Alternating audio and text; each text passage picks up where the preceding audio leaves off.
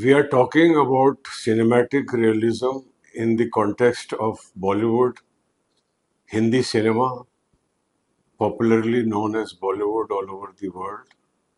उसके संदर्भ में हम बात कर रहे हैं यथार्थवाद, सिनेमाई यथार्थवाद की, सिनेमैटिक रियलिज्म की। अब ये रियलिज्म की बात करने वाले जितने भी इंटेलेक्चुअल्स हैं, जितने भी बुद्धिजीवी हैं, इन सब का जो बाप है, इन सब के विचारों की जो गंगोत्री है, वो है कार्ल मार्क्स। तो आज हम सीधे चलते हैं कार्ल मार्क्स पे और आते हैं सोवियत बोल्शेविक सिनेमा पर।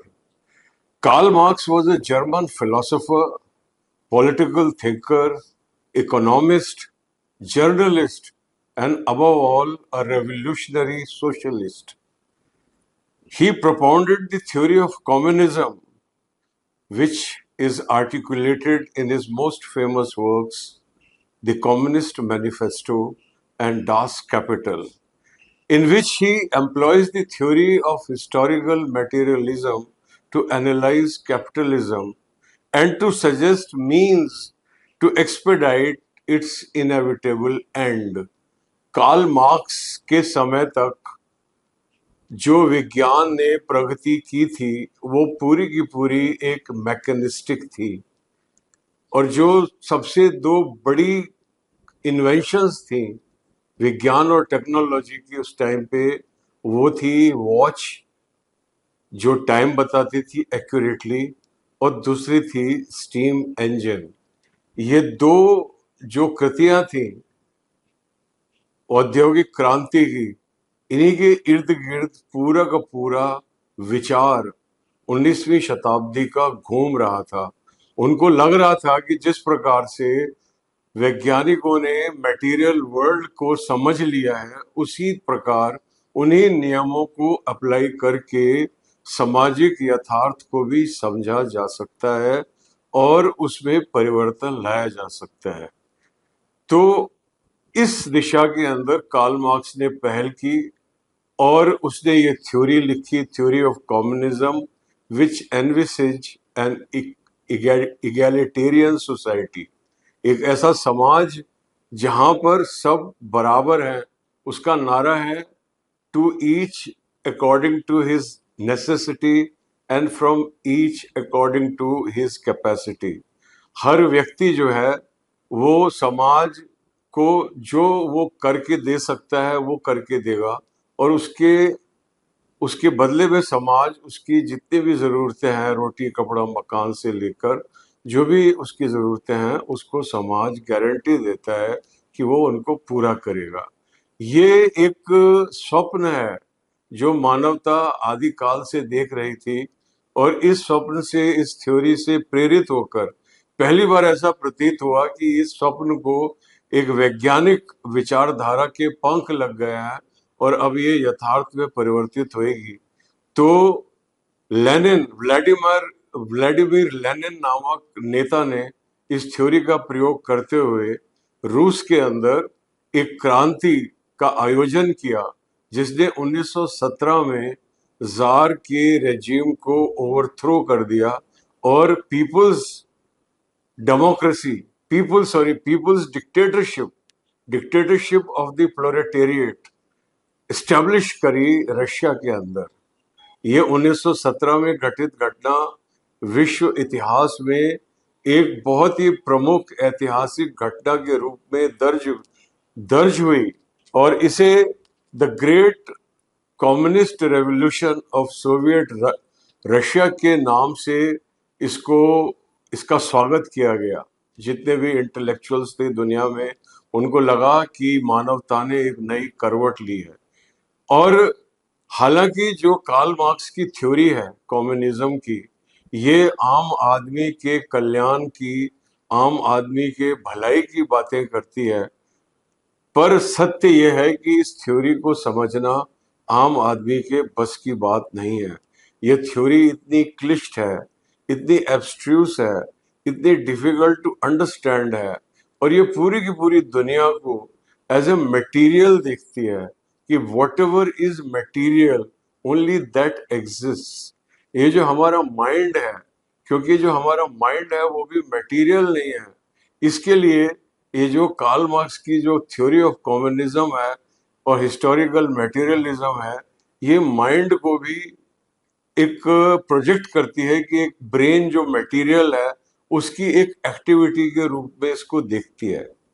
और कम्युनिस्ट थ्योरी के अनुसार परमात्मा का तो खैर अस्तित्व है ही नहीं, आत्मा का भी कोई अस्तित्व नहीं है। और हर व्यक्ति का जो काम है वो समाज के एक हिस्से के रूप में अपना योगदान देना है। कार्ल मार्क्स की थ्योरी के अनुसार समाज ही यथार्थ है, व्यक्ति जो है is only an atom of the society, and an atom is replaceable. उसकी जगह कोई दूसरा व्यक्ति आ जाएगा लेकिन समाज वही का वही चलता रहेगा। इस थ्योरी को आम आदमी के लिए जो थ्योरी इन्वेंट हुई है, इसी थ्योरी को आम आदमी को समझाने के लिए लेनिन को लगा कि ये जो न्यू फाउंड मीडियम है सिनेमा का, ये सबसे ज्यादा प्रैक्टिकल रहेगा, क्योंकि सिनेमा को समझने के लिए पढ़ा लिखा होना जरूरी नहीं है। और उस समय जब क्रांति हुई रूस में, तो लिटरेसी रेट बहुत हाई नहीं था। तो तदनुसार 1919 में मॉस्को फिल्म स्कूल की स्थापना की गई। ये फिल्म के इतिहास में स्टैब्लिश्ड पहला फिल्म स्कूल है। और इस फिल्म स्कूल के जो फैकल्टी मेंबर्स थे, उनमें वैसे वोलोड पुडोवकिन, सरगाई आइजनस्टाइन एंड लेव क्युलोशॉव, ये तीन प्रमुख नाम हैं। और ये तीनों के तीनों ना केवल बहुत ही गिफ्टेड फिल्म मेकर्स हैं, पर उसके अलावा फिल्म थ्योरेटिशियंस भी हैं। इन तीनों ने जो किताबें लिखी वो फिल्म थ्योरी के ऊपर, ये जो नया मीडियम पैदा हुआ था सिनेमा का 1895 में, ज्यादा समय नहीं बीता और हम देख रहे हैं कि 1915 के आसपास एक के बाद एक बहुत महत्वपूर्ण घटनाएं घट रही हैं सिनेमा के इतिहास में। एक और D.W. ग्रिफिथ एक सिंटेक्स एंड ग्रामर लेके आ रहा है, how to join the shots together seamlessly and create a whole picture out of small bricks called the shots.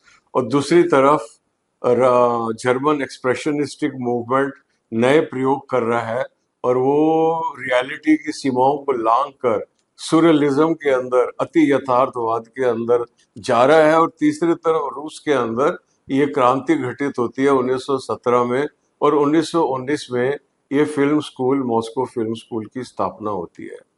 तो इनमें इन्होंने, मॉस्को फिल्म स्कूल ने जो सबसे ज्यादा प्रयोग किया वो एडिटिंग के ऊपर, इनका जो कंट्रीब्यूशन है वो अपूर्व है। इन्होंने, क्योंकि कार्ल मार्क्स की थ्योरी में thesis, antithesis and the collision between the thesis and the antithesis, और उससे एक एक सिंथेसिस निकल के आती है, तो उसकी चर्चा हुई है हिस्टोरिकल मटेरियलिज्म के अंदर। तो इन निर्देशकों ने एक शॉट को, जब दो शॉट को आपस में ज्वाइन किया जाता है, उसको एक थीसिस और एंटीथीसिस के क्लैश के रूप में देखा। और इन दोनों के क्लैश से जो juxtapositioning is a word used by the Russian Bolshevik cinema for joining together two shots. जो अमेरिकन्स बोल देंगे स्प्लाइसिंग टू शॉट्स, उसको वो बोलेंगे जक्स्टापोजिशनिंग। और एडिटिंग के लिए उन्होंने एक नया शब्द कॉइन किया, मोन्टाज। हालांकि आज की तारीख में मोन्टाज हम उसको कहते हैं कि जब हम कि थोड़ी सी देर के अंदर, 30 सेकंड के अंदर, 45 सेकंड के अंदर, या इससे भी कम के अंदर हम विभिन्न शॉट जोड़ते हैं आपस में, और उससे एक टाइम लैप्स या कुछ आइडिया को प्रोजेक्ट करते हैं, तो उसको आज की तारीख में मोन्टाज कहा जाता है। लेकिन रशियंस के लिए मोन्टाज मीन्स एडिटिंग। और उन्होंने एडिटिंग के क्षेत्र में ऐसे ऐसे प्रयोग किए जो कि लाजवाब है। जैसे कि पोडोवकिन ने क्या किया, उसने एक अभिनेत्री का क्लोजअप लिया, और उसके बाद में उसने एक बच्चे का क्लोजअप लिया, फिर एक ब्रेड का क्लोजअप लिया, और उसके बाद में उसने उनको ज्वाइन किया, जक्सटोपोज किया उस लेडी के फेस को वो ब्रेड के साथ में, और फिर दूसरी बार जक्सटोपोज किया बच्चे के साथ में। तो देखने वाले अच्छे अच्छे जो बड़े मर्मज्ञ लोग थे, उन्होंने भी कहा कि वो जो बच्चे के शॉट के साथ में दिखाया गया वही का वही क्लोजअप, तो उसी क्लोजअप में मर्मज्ञ लोगों को ममता दिखाई दी। और जब वही का वही शॉट ब्रेड के साथ दिखाया गया तो मर्मज्ञ लोगों को उसी चेहरे के अंदर कोई परिवर्तन नहीं था, वही का वही शॉट था। उसमें उनको भूख दिखाई दी कि how well the actress has acted towards the bread, the hunger is showing subtly on her face, things like that. तो इस तरीके से ये घटना घटी पडोफ्किन की, और एक एक्सपेरिमेंट हुआ। इन सारे एक्सपेरिमेंट्स को आइजनस्टाइन एक बहुत ही मतलब जिसको बोलते हैं नेक्स्ट लेवल पे लेके गए। उन्होंने D.W. ग्रिफिथ के भी सारे नियमों का, हालांकि वो बार बार बोलते हैं कि मेरा उद्देश्य जो है वो शॉर्ट बाय शॉर्ट, मेरे लिए शॉर्ट एक ईंट नहीं है जो मैं ईंटों के ऊपर ईंट रख के एक बिल्डिंग बनाऊंगा फिल्म की। वो कह रहे हैं कि शॉर्ट जो है वो एक ऑटोनोमस है, और वो जो कोलाइड करता है उससे एक एनर्जी पैदा होती है। तो इनकी जो प्रमुख फिल्में हैं उनमें स्ट्राइक, अक्टूबर, बैटलशिप पोटेमकिन और अलेक्जेंडर नेवेस्की और इवान द टेरेबल बहुत महत्वपूर्ण फिल्में हैं। और सबसे बड़ी विडंबना ये है कि ये क्रांतिकारी फिल्म मेकर, ये 1945 के लगभग जब इन्होंने इवान द टेरेबल पिक्चर बनाई तो तत्कालीन सोवियत सरकार ने ये समझकर कि ये कुछ विद्रोह कर रहे थे कला के माध्यम से, इनको नजरबंद भी किया था। तो इस प्रकार की घटना घटती हैं, और ये भी बात निकल के आती है कि स्टेट स्पॉन्सर्ड, ये जो सरकार ने एक फिल्म स्कूल की, मॉस्को फिल्म स्कूल की स्थापना करी, और उसके अंदर जितने भी थ्योरिस्ट हैं वो उसी मार्क्सियन आइडियोलॉजी के अंदर काम कर रहे हैं। आइडियोलॉजी की तकलीफ ये है कि आइडियोलॉजी एक ऐसा कारागृह है। Ideology is like a prison which imprisons your thinking process. आपको जैसे सावन के अंधे को हरा ही हरा दिखाई देता है, इस तरह कोई किसी भी आइडियोलॉजी से जो भी आदमी इन्फ्लुएंस होता है उसको पूरा का पूरा यथार्थ जो है उस आइडियोलॉजी के अनुसार दिखाई देना चालू हो जाता है।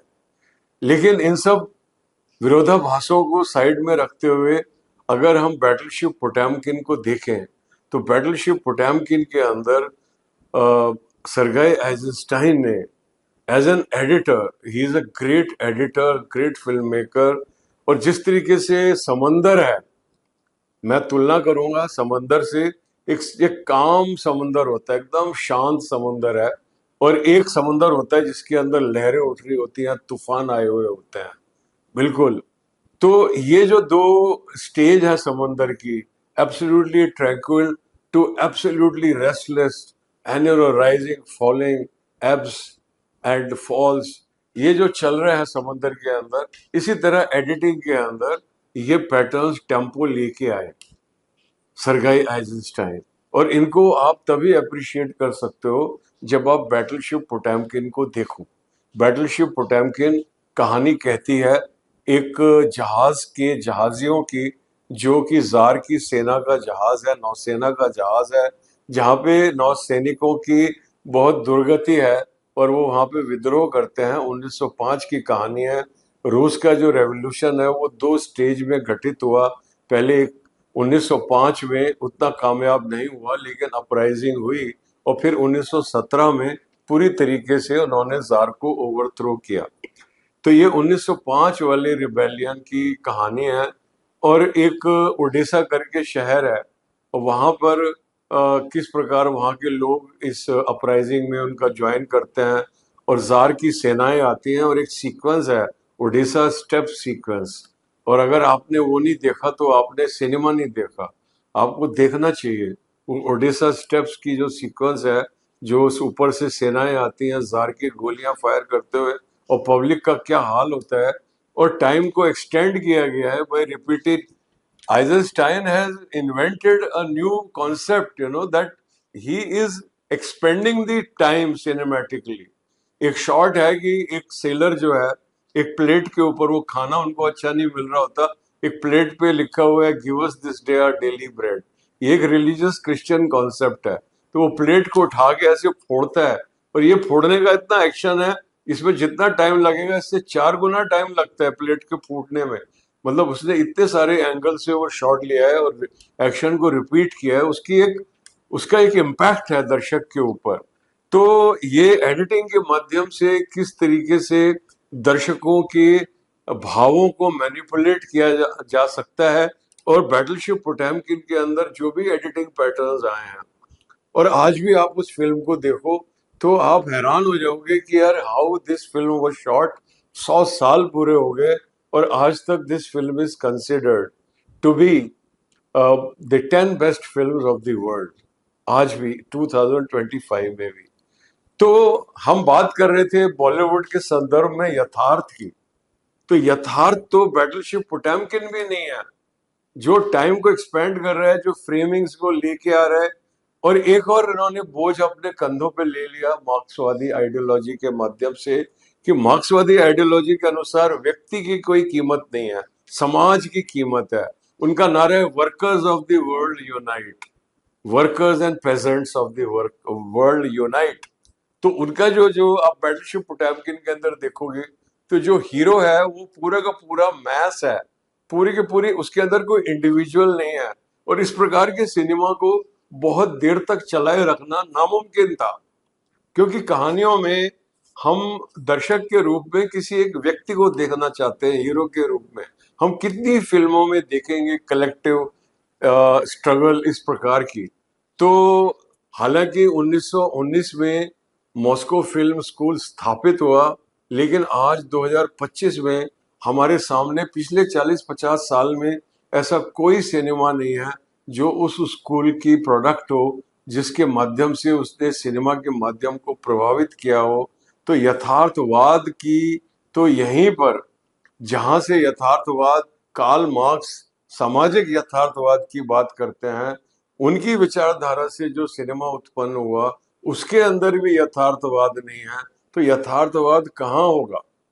तो जितने भी इंटेलेक्चुअल्स हैं जो बॉलीवुड की जो भर्त्सना करते हैं, जो निंदा करते हैं कि रियलिज्म इज मिसिंग, उनको एक बार फिर रशियन बोल्शेविक सिनेमा के माध्यम से मैं बताना चाहता हूं कि उनकी ये जो उनका पूर्वाग्रह है सिनेमैटिक रियलिज्म का, ये एब्सोल्युटली अनवारंटेड है, अनवांटेड है। It is not applicable to cinema at all. Keep watching cinema.